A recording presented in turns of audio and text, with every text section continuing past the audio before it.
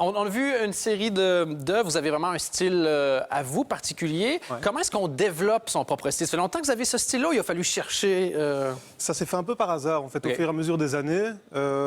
Avant, je faisais du graffiti quand j'étais adolescent. OK. J'ai transformé petit à petit, en fait, ce que je faisais traditionnellement dans le graffiti en personnages. Puis les personnages sont devenus des formes. Puis Ok. les formes de nouveau des personnages. J'ai vraiment mélangé tout ce que je faisais. Et j'ai créé un peu un style comme ça, sans vraiment le chercher. C'était pas une décision de ma part. Ok. J'ai vraiment... La progression de l'art. Exactement, ouais. Donc, on dit street art. On a vu beaucoup de vos œuvres, pardon. Et on va en reparler tout à l'heure, d'ailleurs. Et il y en a qui sont beaucoup dans la rue. Ouais. Et vous avez une équipe qui va poser ça pour vous ou comment ça Non, fonctionne? non, je fais tout moi-même. Sérieux? Je prends plaisir. Ah ouais. Donc, vous faites les trucs, puis après, vous allez vous-même les C'est ça. En coller. général, je prends du temps pour peindre. Donc, Ouais. toutes les affiches sont peintes à la main avant. OK. Et donc, c'est pas des reproductions ou des choses comme ça. Je prends vraiment plaisir à peindre. Ok. Et après, je choisis des endroits, en fait, qui me tiennent à cœur ou que je trouve un peu stratégiques pour aller mettre mes peintures dans les rues. Et puis, j'y vais avec une échelle, avec des rouleaux, avec tout ce qu'il faut, quoi. Ah ouais? Ouais. Et vous demandez la permission avant de le faire ou vous y allez en sifflant un air connu? Plutôt en sifflant, mais disons que je m'attaque en général à des surfaces qui sont un peu abandonnées ou Ok. auxquelles les gens ne prêtent plus d'intérêt.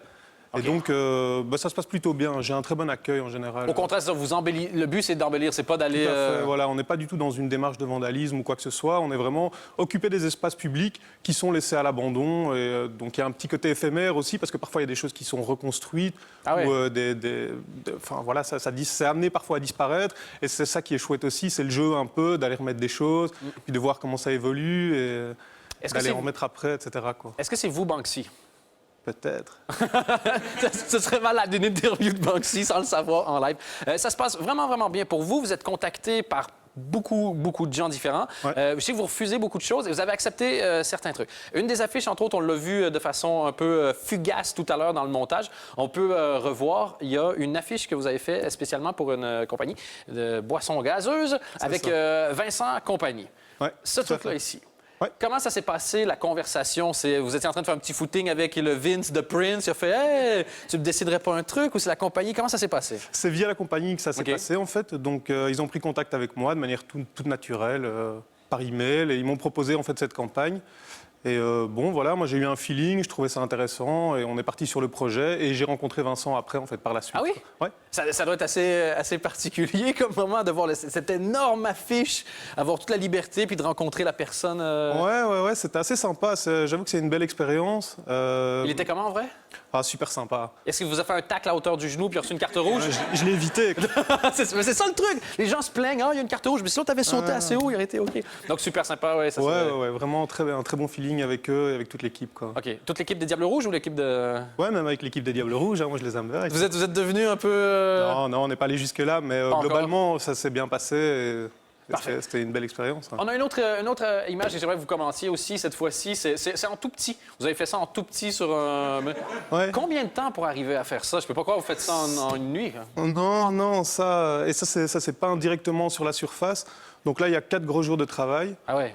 Et donc c'est avec élévateur et compagnie. Donc voilà.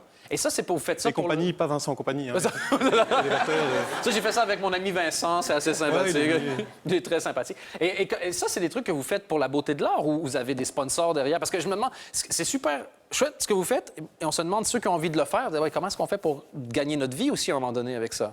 Ben, ça dépend, en fait. Il y a des choses qui sont faites par passion.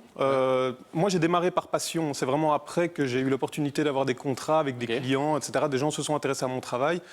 C'est avant tout la passion. Donc moi, je vais autant pouvoir travailler avec une marque pour une belle campagne comme celle qu'on a abordée que aller coller mes affiches gratuitement, qui me prennent une journée à peindre dans la rue et qui vont peut-être être détériorées dans la semaine qui vient ou au contraire tenir.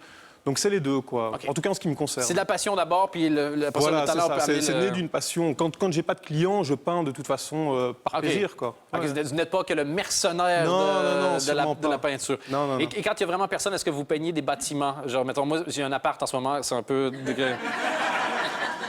Je sais pas Je vous voyais venir. Si ouais. par passion, si on peut faire un beau monochrome bleu Moi, mon truc, c'est les couleurs. Donc, le monochrome bleu, Ça va être un peu difficile. Ouais, je risque de m'ennuyer dessus. Vous êtes, quoi. donc, vous êtes peintre et il y a aussi moyen, s'il y en a qui sont fans de vos œuvres, vous avez trouvé une façon de faire en sorte que les gens puissent avoir ça chez eux, justement, sans devoir vous appeler directement pour vous faire venir peindre dans votre appartement. Sur votre site Internet, vous faites quelque chose. Voilà, en fait, ce qui se passe, c'est que donc, je vends des toiles. J'ai des commandes de toiles, etc. pour des particuliers, mais c'est vrai que tout le monde ne peut pas s'offrir le luxe d'acheter une toile, parce que ça demande énormément de travail, c'est un autre investissement. Oui, ça a l'air cher, mais quand tu regardes le prix à l'heure, c'est pas grand-chose. Ah non, c'est pas là-dessus qu'on gagne vraiment bien sa vie, entre guillemets, mais donc en général, je mets à disposition 1 ou 2 fois par an des séries de reproduction, donc en sérigraphie ou en print, etc., qui sont plus abordables et qui permettent aussi à tout le monde d'avoir un peu d'art à la maison. Voilà, c'est ça. Rappelez le site Internet sur lequel on peut trouver ça. Alors c'est www.oli-b.be.